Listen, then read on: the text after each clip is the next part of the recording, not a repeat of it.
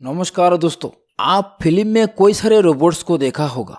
ये रोबोट्स घर से काम करने से लेकर फूड डिलीवरी तक का काम करते हैं।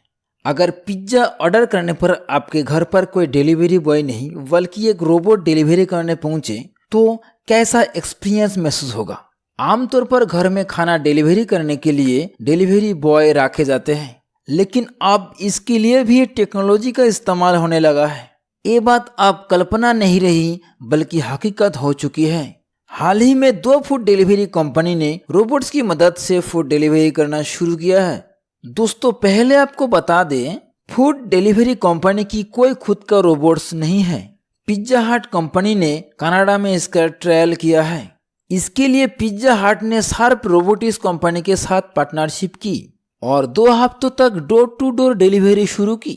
आपको बता दें, पिज्जा हट एक अमेरिकन बेस्ड दुनिया का सबसे बड़ा पिज्जा कंपनी है।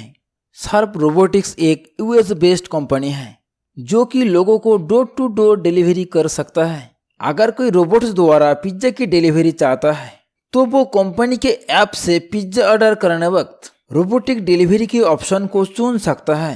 डिलीवरी होने तक आप ऐप पर रोबोट की लाइव लोकेशन को भी ट्रेस कर सकते हैं। जब रोबोट आपके घर के दरवाजे पर आ जाए तो एक ओटीपी के जरिए आप उससे ऑर्डर रिसीव कर सकते हैं। यानी ये पूरा प्रोसेस वैसे ही काम करता है जैसे नॉर्मल डिलीवरी बॉय के लिए होता है। उबर ईट्स कंपनी भी फ्लोरिडा में रोबोटिक फूड डिलीवरी सर्विस शुरू किया है।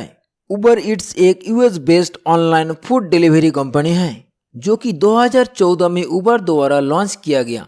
और ये कंपनी फूड डिलीवरी के लिए कार्स, स्कूटर्स, बाइक्स और इस्तेमाल नहीं करेंगे बल्कि फूड डिलीवरी में इस्तेमाल करेंगे रोबोट्स। और ये रोबोट्स के लिए यूएस बेस्ड रोबोटिक कंपनी कार्टकेन के साथ पार्टनरशिप किया और ये कार्टकेन कंपनी फूड डिलीवरी के लिए उबर ईट्स को रोबोट प्रोवाइड करेंगे।